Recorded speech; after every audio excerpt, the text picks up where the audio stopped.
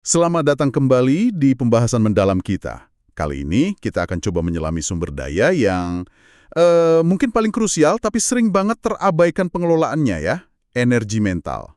Kita akan fokus nih, gali bab 6 dari The Power of Full Engagement. Bab ini secara spesifik ngebahas soal fokus yang tepat dan optimisme yang realistis. Gimana tuh? Jadi, misi kita kali ini yaitu membongkar strategi praktis, gimana caranya biar pikiran Anda tetap tajam, fokusnya terjaga, dan juga pandangan tetap positif tapi ya realistis gitu, nggak ngawang-ngawang. Apalagi di tengah tekanan tinggi kan? Intinya, gimana sih biar otak kita kerja buat kita, bukan malah bikin kita terkuras habis? Mari kita bedah bareng ya sumber-sumbernya. Iya, benar sekali. Energi mental ini memang punya karakteristik unik ya. Kapasitasnya itu loh sangat dipengaruhi sama kondisi fisik dan emosional kita. Nanti kita lihat juga di pembahasan kalau kita capek, fisik, atau mungkin lagi cemas, lagi frustrasi gitu. Itu bisa langsung loh ngambu kemampuan fokus dan juga mengikis optimisme. Semuanya ini kayak satu sistem gitu, saling nyambung erat. Wah, jadi ini beneran nyambung ya? Bukan kiasan doang kalau badan lagi nggak fit atau hati lagi nggak enak, pikiran juga ikut keruh gitu. Sumber kita kan malah ngasih contoh menarik tuh dari dunia tinju ya. Ray Mancini, staminanya katanya habis bukan cuma karena fisik, tapi justru karena tegang secara emosional dan mental sebelum tanding. Wah, ini nunjukin banget ya keterkaitannya. Tepat, tepat sekali. Kelelahan fisik itu entah karena kurang tidur atau mungkin ya kebugaran lagi turun, itu secara langsung bikin kita susah konsentrasi. Beneran susah. Sama juga kayak emosi negatif. Cemas, frustrasi, marah, itu semua kayak kabut gitu loh. Ganggu fokus, terus ngerusak optimisme. Apalagi pas kita lagi butuh performa bagus di bawah tekanan kan. Jadi kapasitas fisik, emosional, mental itu benar-benar saling ngasih makan satu sama lain. Nah, kunci ngelola energi mental ini miriplah sama energi fisik dan emosional. Intinya ada di keseimbangan. Keseimbangan antara pas kita pakai energinya, pas lagi fokus intens gitu, sama pas kita pulihin energinya, alias istirahat. Otak kita nih, meskipun beratnya cuma sekitar 2% dari berat badan kita ya, tapi ternyata rakus energi banget. Butuhnya hampir 25% pasokan oksigen tubuh loh. Ini aja udah cukup jadi bukti kan betapa intensifnya kerja mental itu. 25% ya? Lumayan besar juga. Terus apa dong akibatnya kalau kita, ya mungkin seringkali tanpa sadar ya, mengabaikan kebutuhan istirahat otak ini? Kalau kita geber terus tanpa jeda yang cukup, kayaknya ini relate banget nih sama banyak orang sekarang. Wah, konsekuensinya bisa cukup signifikan ya, dan merugikan pastinya. Mulai dari yang kelihatan sepele mungkin kayak jadi sering salah pas menilai sesuatu atau pas ngerjain tugas, sampai ke hal yang lebih gede. Misalnya kapasitas mikir kreatif jadi turun, atau bahkan, wah ini bahaya, gagal memperhitungkan resiko dengan bijak. Padahal ironisnya, kunci pemulihan mental itu sebenarnya simpel aja. Kasih jeda berkala buat pikiran sadar kita. Jangan terus-terusan dalam mode on gitu. Ini yang disebut osilasi. Ada ritmenya antara kerja dan istirahat. Osilasi, ya. Jadi bukan soal kerja lebih keras terus-terusan, tapi lebih ke kerja lebih cerdas dengan ada ritmenya, gitu.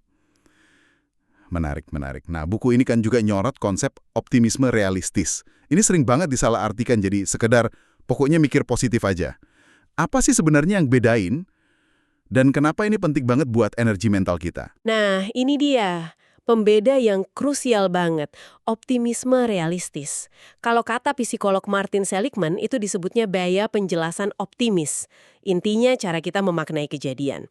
Ini tuh jadi kayak bahan bakar utama buat ketekunan, buat persistence. Sumber kita kan ngasih contoh tenaga penjual sukses tuh, yang maju terus meskipun ditolak berkali-kali. Mereka itu bukan naif loh, bukan nyangkal kenyataan pahit gitu aja. Pikiran negatif itu sendiri kadang punya fungsi penting juga kok. Bisa jadi sinyal waspada. Mungkin kita butuh istirahat nih, atau perlu makan, atau ada bahaya beneran. Optimisme realistis itu artinya kita mampu lihat situasi apa adanya, termasuk ngakuin kalau ada kesulitan atau potensi masalah. Bahkan ya, kita bisa aja menghindar dari situasi yang jelas-jelas merugikan. Tapi bedanya sama pesimisme, kita nggak kejebak di pandangan defensif. Kita milih fokus ke aspek-aspek yang masih bisa diatasi atau dicari solusinya. Energi yang muncul dari cara pandang begini tuh jauh lebih konstruktif, lebih efisien buat hadapi tantangan sehari-hari. dibanding energi negatif yang muncul dari cemas atau putus asa gitu. Jadi, lihat masalah tapi fokus ke solusi ya, bukan malah terpuruk sama masalahnya. Saya jadi ingat nih, sumber kita kan ngutip Michael Gelb ya, yang nanya, di mana sih biasanya Anda dapat ide terbaik? Dan jawabannya seringkali bukan pas lagi mantengin layar komputer, ya kan? Betul, betul. Malah pas lagi mandi, atau jalan-jalan santai, atau mungkin dengerin musik. Kayaknya ini nyambung sama istirahat mental tadi ya. Bahkan Leonardo da Vinci aja katanya nyaranin jeda relaksasi buat mempertajam penilaian. Itu sangat berkaitan Banget. dengan cara kerja otak kita. Ada penelitian dari Roger Sperry yang menang Nobel itu, dia nunjukin ada spesialisasi fungsi antara dua belahan otak kita. Belahan kiri itu lebih dominan buat bahasa, logika, analisis yang berurutan gitu. Nah, kalau belahan kanan lebih ke visual, spasial, lihat gambaran utuh atau holistik dan intuisi. Ide-ide cemerlang atau insight itu sering kali muncul justru pas belahan kanan lagi lebih aktif, yaitu pas kita nggak lagi secara sadar, secara analitis, meres otak nyari solusi. Ini yang sama Betty Edwards disebut berpikir menyamping atau thinking aside. Kayak ngebiarin pikiran kerja di latar belakang gitu pas kita lagi ngelakuin aktivitas lain yang lebih rileks. Jadi proses kreatif itu sendiri ternyata perlu jeda ya, perlu momen lepas sebentar dari fokus yang intens. Bukan melulu soal kerja keras pantang mundur gitu ya. Persis. Proses kreatif itu kan umumnya lewat beberapa tahap ya. Ada wawasan pertama, ide awal gitu. Terus ada penjenuhan. Pas kita ngumpulin info sebanyak-banyaknya, nah ini kerja keras otak kiri nih. Abis itu inkubasi, masa perenungan, ngebiarin ide ngendap, di sini otak kanan berperan. Terus iluminasi, nah ini momen aha-nya, terobosannya muncul, seringnya dari otak kanan. Dan terakhir verifikasi, pas kita analisis, uji, rumusin idenya, ini balik lagi libatin otak kiri. Yang penting di sini itu adanya gerakan ritmis. Antara terlibat penuh sama melepaskan. Antara mikir aktif sama ngebiarin pikiran ngalir. Antara aktivitas dan istirahat. Dua-duanya perlu, kalau cuma salah satu aja ya nggak cukup. Tarik dari sumber kita. Otak itu kayak otot katanya. Kalau nggak dilatih, bisa menyusut, bisa atrofi. Tapi sebaliknya, kapasitasnya justru bisa nambah kalau terus dipakai aktif. Bahkan sampai usia lanjut loh. Disebutin kan studi dari Baylor College itu, pada pensiunan. Yang tetap aktif mentalnya, performa tes IQ sama aliran darah ke otaknya lebih bagus dibanding yang pasif. Richard Restak nyimpulinnya bagus banget.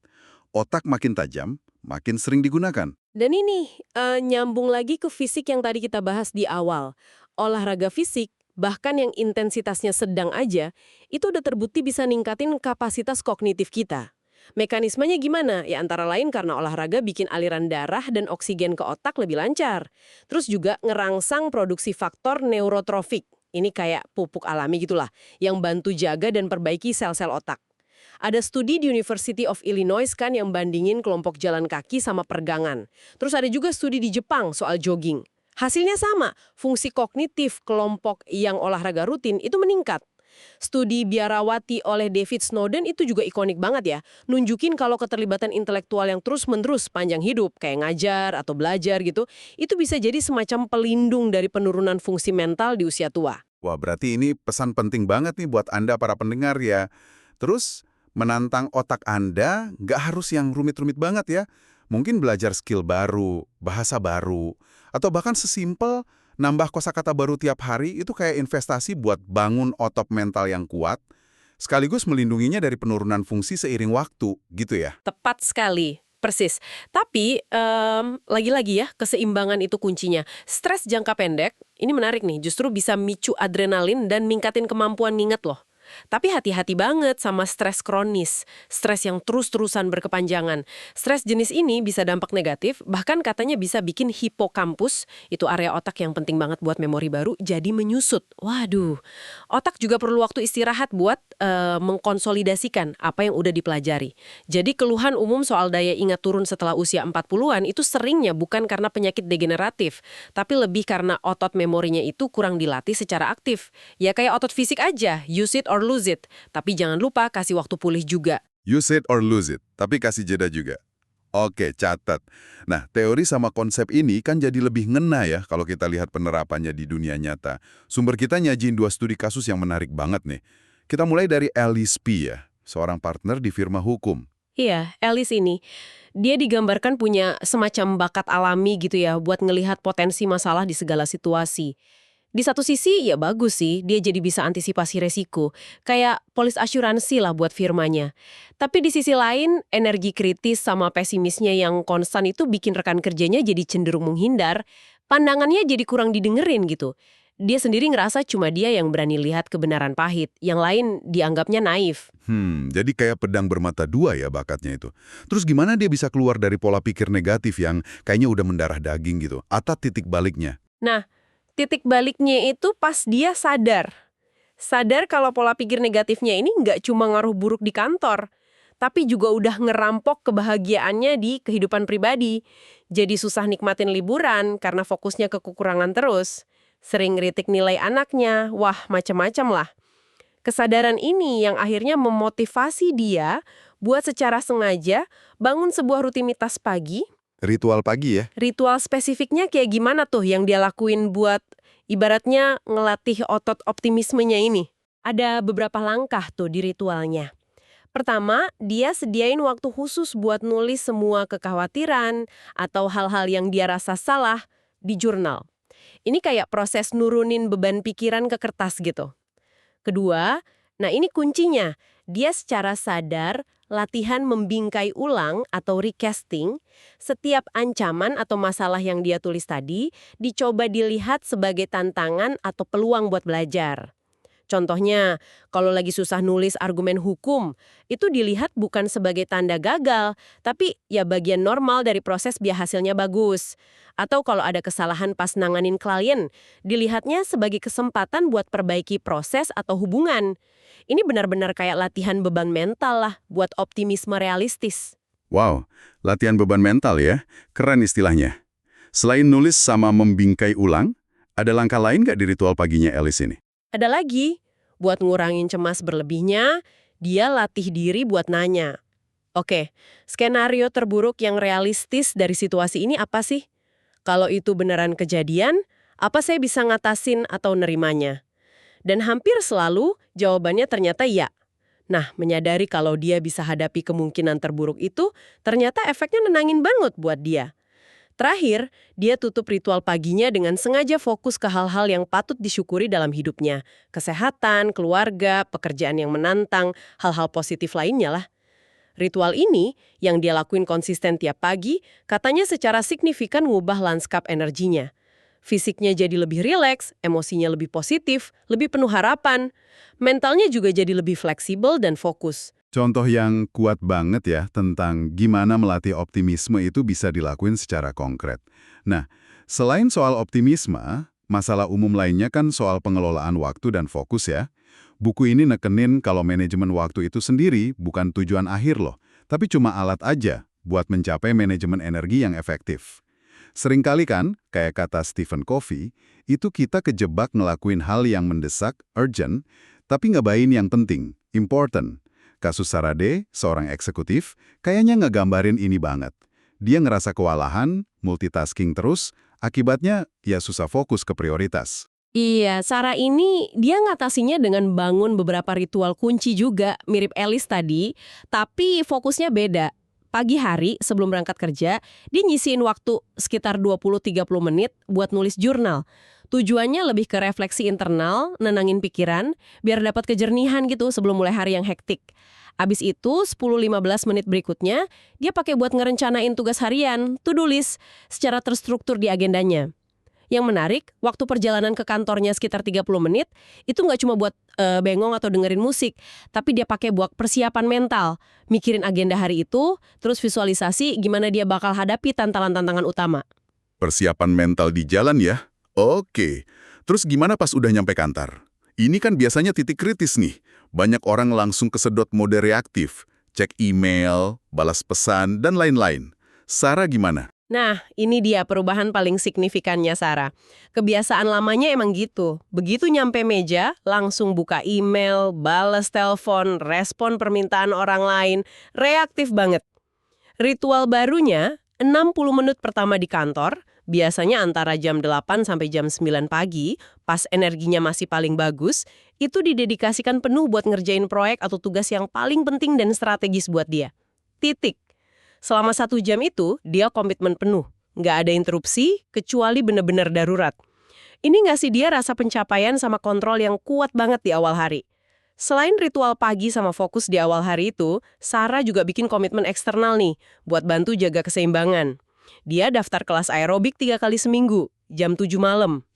Komitmen ini secara efektif kayak maksa dia buat ninggalin kantor tepat waktu. Sekaligus ngasih dia sarana pemulihan mental dan emosional lewat aktivitas fisik. Plus, bikin batas yang jelas antara kerjaan sama kehidupan pribadi. Hasilnya, Sarah ngelaporin dia merasa jauh lebih tenang, fokusnya naik, produktivitasnya juga naik, dan secara keseluruhan ngerasa hidupnya lebih seimbang aja gitu. Oke. Jadi kalau kita coba tarik benang merahnya ya, dari pembahasan kita soal energi mental di bab 6 ini, kayaknya ada beberapa poin kunci yang nonjol banget. Pertama, energi mental itu butuh ritme, butuh osilasi tadi ya, antara fokus intens sama pemulihan. Nggak bisa digeber terus. Kedua, optimisme realistis itu bukan cuma pemanis bibir, tapi beneran bahan bakar penting buat ketekunan dan performa. Ketiga, otak kita itu plastis, kayak otot. Perlu terus ditantang, biar kuat, tapi juga perlu istirahat buat pulih dan tumbuh. Dan terakhir, kunci buat nerapin ini semua secara berkelanjutan, itu ya lewat ritual positif yang spesifik dan disengaja. Benar gitu ya? Soal kesengajaan, soal praktek yang konsisten. Ini bukan sesuatu yang bisa kita serahin gitu aja ke mood atau kemauan sesaat yang sering naik turun kan? Perlu dibangun jadi kebiasaan. Jadi otomatis lewat ritual-ritual yang terencana tadi. Nah, mungkin sebagai penutup diskusi kita kali ini ya, ada satu refleksi nih yang bisa Anda bawa pulang. Coba deh, identifikasi satu aja kebiasaan mental Anda sehari-hari yang mungkin selama ini sifatnya ekspedien. Maksudnya ekspedien itu ya kebiasaan yang Anda lakuin karena rasanya gampang aja, atau nyaman, atau cepat saat itu. Tapi sebenarnya kalau dipikir-pikir, dalam jangka panjang malah nguras energi mental Anda. Mungkin kayak Sarah tadi, yang langsung reaktif buka email pagi-pagi. Atau mungkin kebiasaan nunda kerjaan susah dengan ganti ke tugas yang gampang dulu. Tantangannya buat Anda, bisa nggak ya Anda rancang satu aja ritual kecil yang lebih bertujuan? Yang didasarin pada apa yang benar-benar penting buat Anda untuk gantiin kebiasaan ekspedien tadi. Atau paling nggak mendahuluinya deh. Misalnya dedikasikan 15-30 menit pertama hari kerja Anda buat tugas paling krusial sebelum tergoda buka rentetan notifikasi. Atau bahkan sesederhana, ngambil jeda beberapa menit aja buat nenangin pikiran, menentuin intensi, sebelum nyemplung ke kesibukan hari itu.